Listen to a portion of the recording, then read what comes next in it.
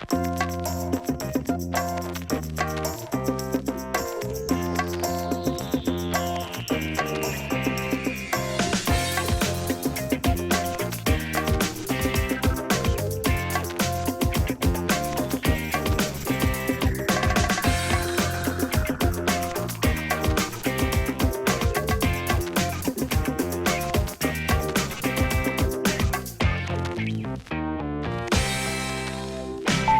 little homework first before we talk.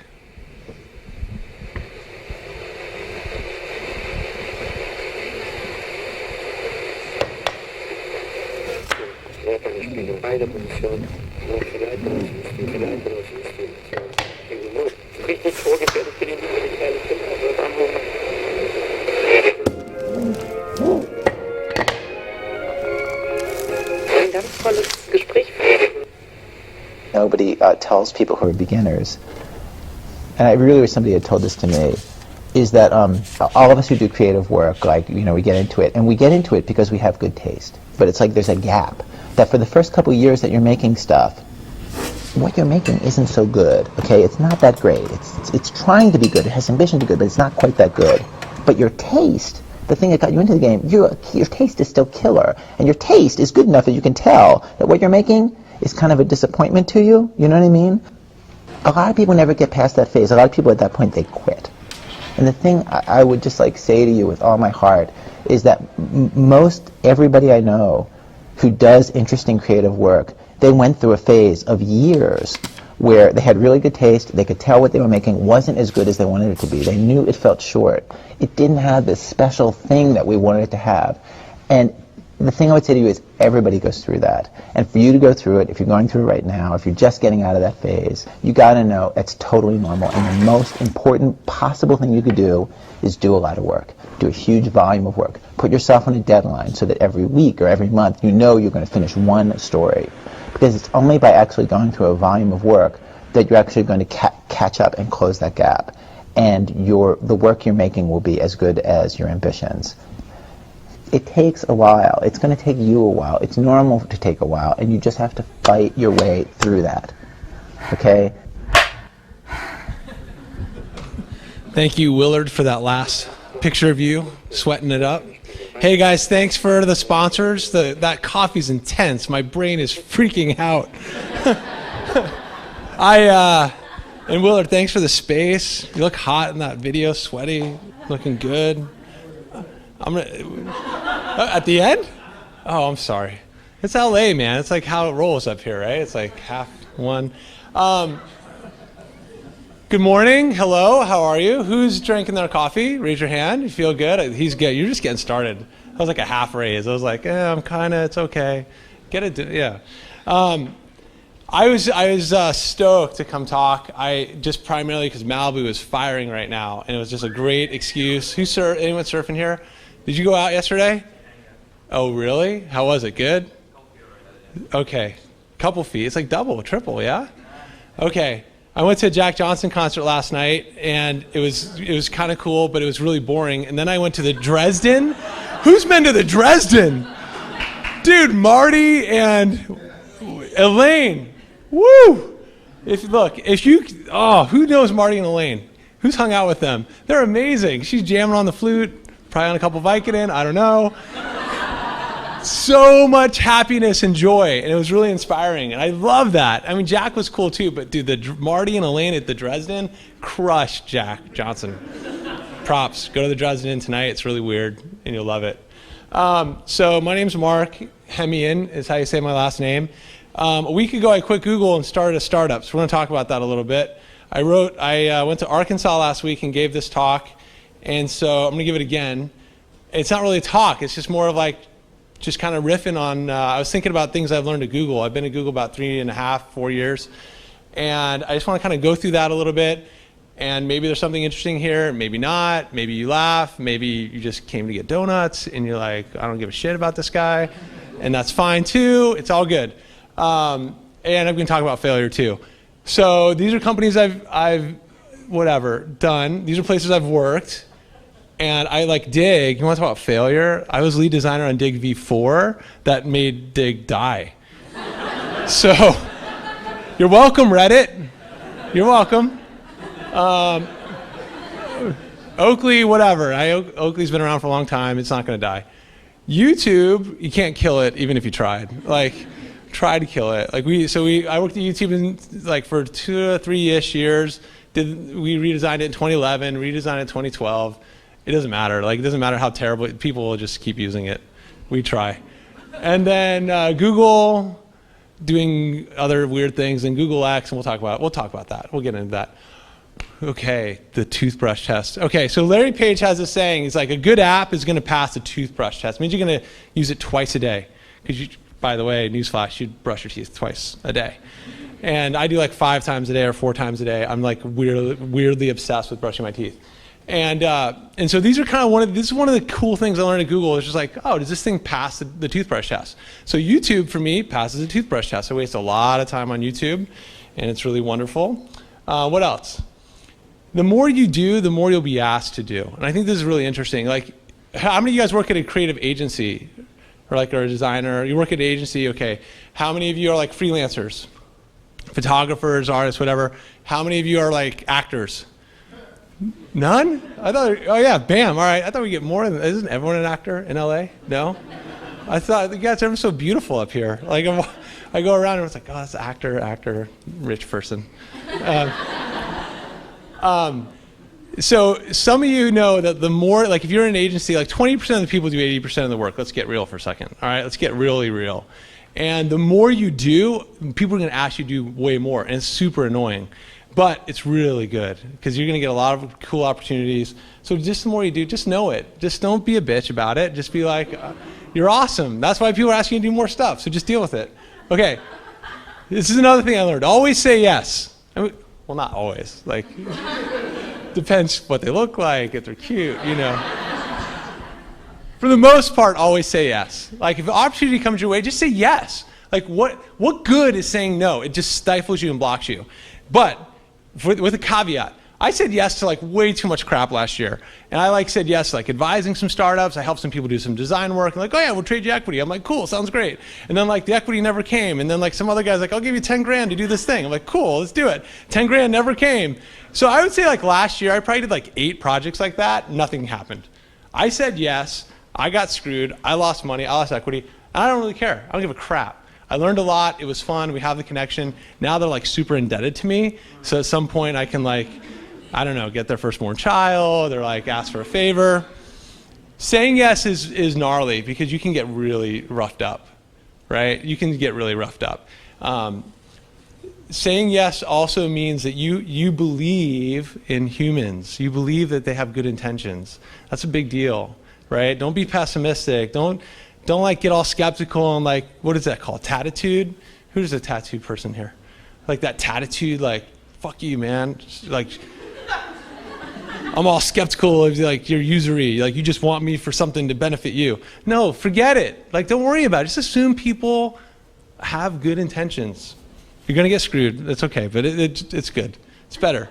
Okay, show up. This is huge. All right, who's watched Survivor? The show, TV show, it's been around for like 20 years. And oh, that's a Survivor girl. Yeah, she was on Survivor. Yes, this works so good. You were gnarly. You got pissed off in that show. You changed. I know you changed. You evolved. It's awesome to have you here.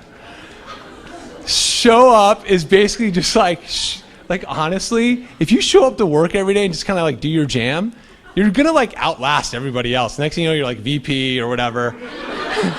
Just because you showed up. I cannot tell you how many people do not show up. It's unbelievable. Like, I'll have a friend email me like, hey, I'm down on my luck, man. I need some like freelance work. I'm like, killer, this person needs help. Like, and I don't know how much it'll pay. Maybe $1,000, maybe 2, maybe 100. Who knows? Oh, thanks, man. Like, day goes by, 2 days. The person's like, hey, your designer friend like never emailed me or called me. I'm like, oh, all right, I'll take care of this. Email my friend, hey, dude, what the F? WTF, all caps. Many exclamation points because like, you know, like they're even going out of style. Oh yeah, you know, I looked at their company, it didn't really fit what I was doing. I'm like, is this being recorded?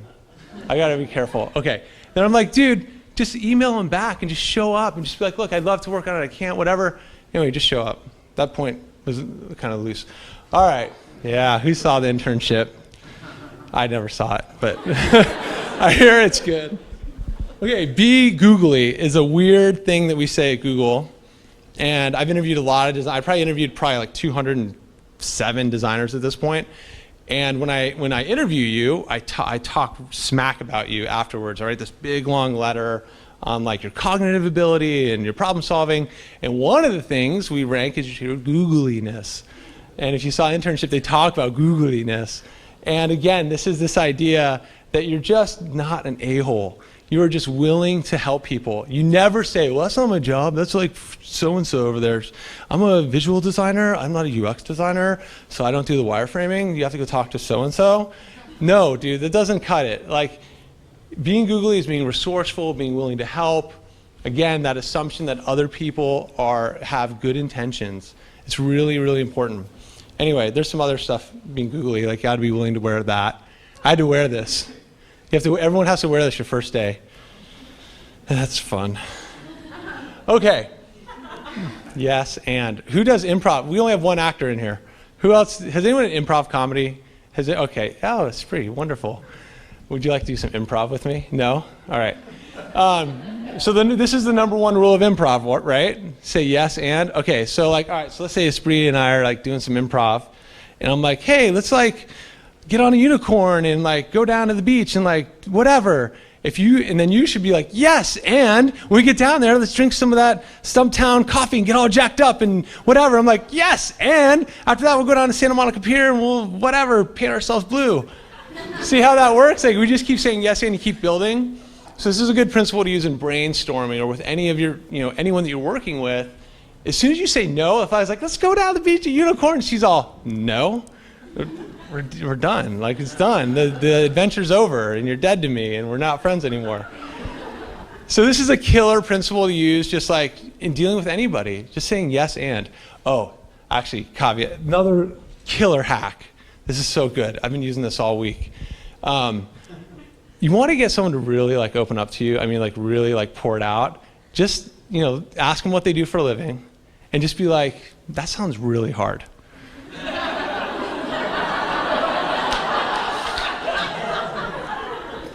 Doesn't matter who you say that to, because dude, we all have hard jobs. We all think our jobs are hard, and they are. They all suck, and that's okay. You guys use that hack this week, you'll be blown away. People will just be like telling you everything, and then when they're done, they're gonna think you're the most amazing person ever. Like, they're so great. They listen. I love them. Okay. Hire smarter than you, like for real. No one does this. People always say that they do this. They don't do this. Why? Because we're insecure. We're scared. When you meet someone who's super kick-ass, we don't hire them because they're going to take our job. And they probably will take your job. So you got to like step it up. But this is, and not just hire smarter than you, like hang out with smarter than you. Work with smarter than you. If you have a side project, don't just seek out some whoever, like get someone like super legit. And don't be scared. Don't be intimidated. All right, what else? 20% time. So who's heard of that at Google, 20% time?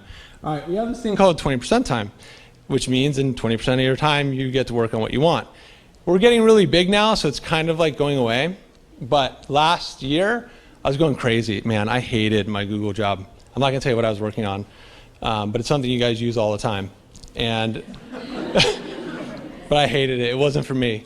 And so November, I was like, I am my boss. I'm like, I'm leaving. She's like, what do you mean you're leaving? I'm like, I'm leaving. I got to go work on something else. And so I went and worked on this thing. This is our self-driving car. And I just flew up to Mountain View every week from Orange County.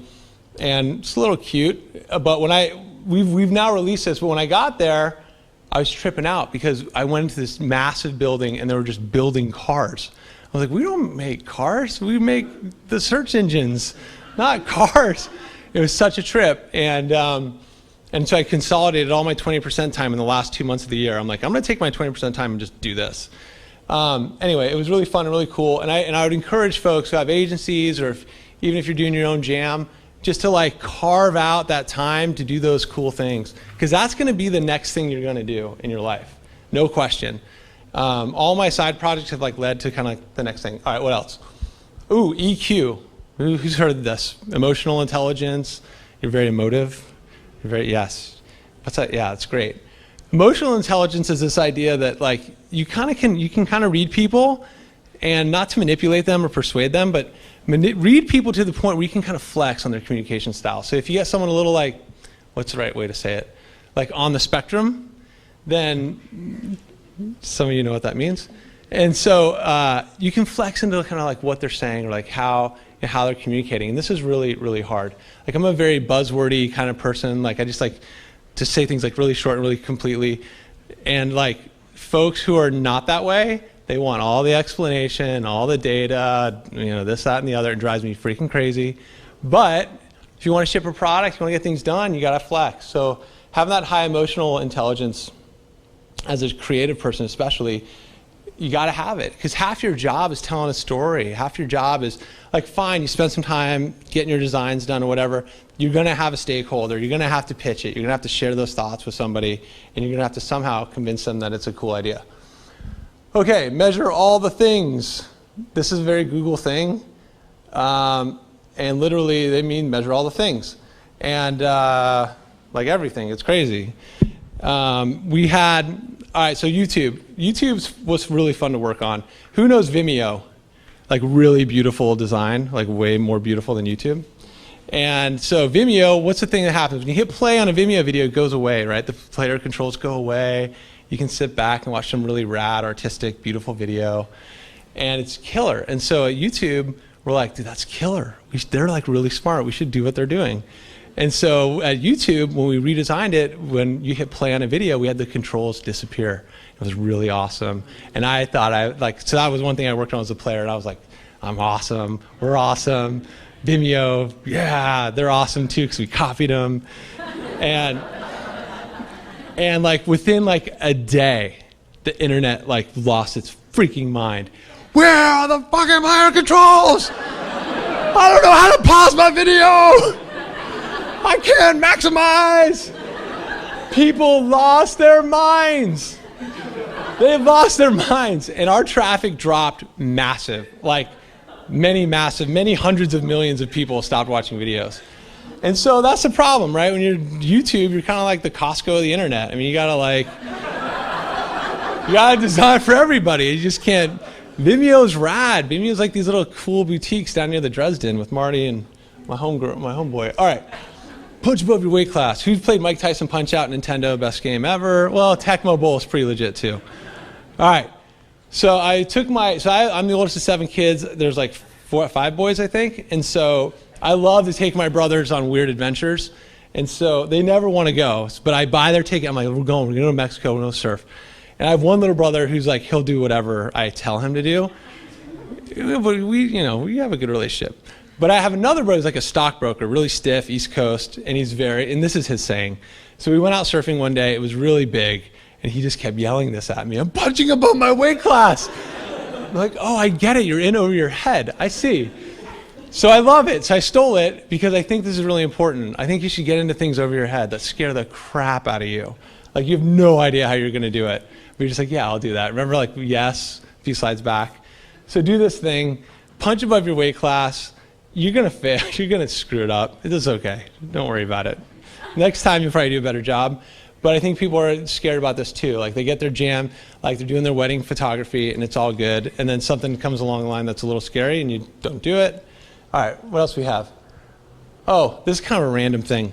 But I just wanted to share it because just another thing we do at Google. And it's just this idea of meritocracy. So if you want to get promoted at Google, you have to do the job that you want to get promoted to for a year without getting paid for it. You have to do that job that you want to get promoted to for a year, and you have to do a really good job at it. And the only way you're gonna get promoted is if all your peers write really nice things about you. And so we have this wonderful form. It's like, how cool is Mark? How wonderful is he? And then at the bottom is a stab in the back box. That doesn't go to me, it goes to my boss. So you can say all these other things and then just rock somebody down here. And but what happens is culturally, it forces all of us to treat each other civilly and kindly and nicely. Because I know, like, if I'm meeting to a spree, she's going to screw me on my peer review, and then I'm really dead meat. But it's something interesting. I don't want to go too far into it, but look into it if you're running an agency. It might be cool. Access the abilities. Accessibility. This is something I never thought about a lot before going over to Google. And turns out there are a lot of people in this world who are colorblind, who have different, kind of issues in dealing with the devices and the things that we're using. So if you're like making stuff for this little guy, dude, you don't need to do like freaking CCC in your hex code, man. Just make that stuff like black and white, easy to read, easy to use, go big, make things simple. Get over your like designer like stuff. People and ideas, yeah, they're both really important. All right. Ego. So ego is a funny thing. Like, I think a lot of designers, they like think they're going to be the next Banksy, or they want to be Jonathan Ivey or whatever. And Ives, I don't even know how to say his name. I'm sorry, Jonathan. If we ever meet, I'm sorry. I think ego gets in the way a lot of time. I think a lot of designers want to kind of lead things. They want to be the person. They want to be the guy who redesigned YouTube. There's like 40 designers on YouTube. There's no guy. There's no girl. And in fact, when you talk to people about YouTube or Google, like, we're nothing. We're like mechanics. Google and YouTube are so ubiquitous. It's just like it's a part of your life. I mean, it's for you. It's yours. And I don't know. We might as well just we're nothing. And I think as soon as you can like suppress your ego, you can really start thinking about humanity and other people and really get to the nuts of things. I mean, you're helping people solve a problem, hopefully, at some point, or maybe not. Anyway, give props. All right, Knuckles. That's like a big thing now, I guess. Knuckles. I remember, like, can we slap the skin? You remember that? Does anyone do that anymore? Like, give me some skin, Holmes. Oh, I'm showing my age. So, give props is really important. Just give props. People, what is it, like 1 out of 10? Like, if you say something bad, yeah, see, you guys see, bringing it back. All right. It feels good, right? Like, just kind of, okay. 1 out of 10, like, if you say something really negative to someone, like, what do you got to do, like 10 things to make up for it? Or you just destroyed their soul and their life? So I think giving props is really important, culturally, just to your friends and everyone. So I want you guys all to give props to someone, like, after this. All right, be civil. This is a shot from Ferguson. How's Ferguson going? I haven't checked in the last couple days. Is it bad? Is it good or bad? Better? Okay. All right, so be civil. So what does that mean, really? There's this private email that Larry sent out. I wanted to quote it, but then I thought I'd probably be in trouble. And he sent it out internally to Google. He's like, look, guys, stop being uncivil. And what I mean by that, it's really clear. Like, if someone schedules time with you, show up on time. Don't be the guy to walk in 20 minutes late and be like, can we just start those slides over? And like, where are we with this? And no, be cool, respect the work that people are doing, and just be, I don't know, kind of just treat others how you want to be treated in all ways. Be responsive on emails, all these kind of fun things. All right, that's kind of boring. Oh, and I'm done. That's it. We got to go do this soon. Who wants to go? You want to come? All right, my board's in my truck, so I'm ready. That's it. That's all I got. I only had 20 minutes. We had to jam through. Yeah, go.